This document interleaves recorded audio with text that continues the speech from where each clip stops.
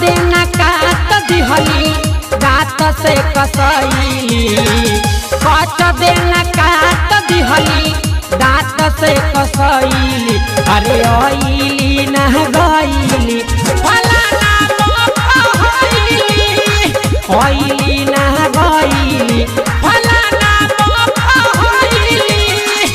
कट देना काट दिहली दांत से कसैली, कट देना काट दिहली दांत से कसैली।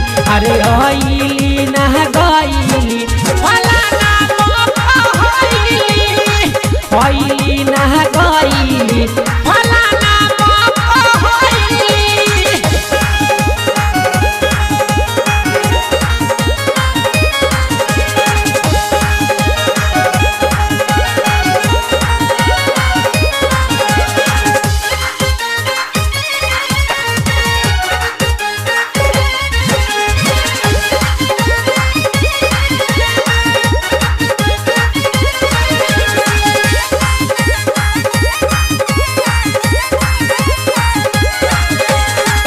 ससुरा के काम सारा नैहरे में कैली, नैहरे में कैली।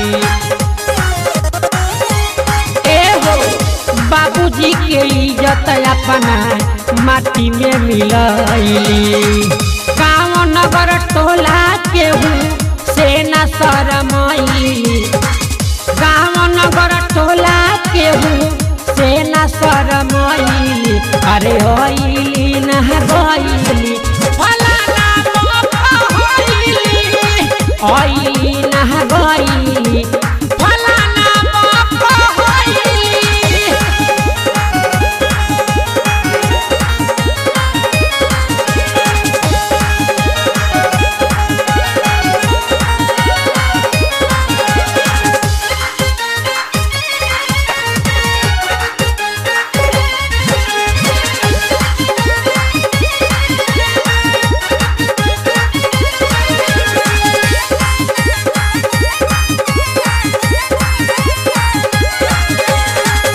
पियाबा के थाती अपना नैहरे में नसली, नैहरे में नसली। संदीप पांडे हुलाबा से फसली, कहे पंकज पूरी लड़ा कोर कैसे भइली, कहे पवन पंकज लड़ा कोर कैसे भइली। अरे आइली ना गइली फलाना आइली ना गइली फलाना नव्या रिकॉर्डिंग स्टूडियो टाड़ी बाजार।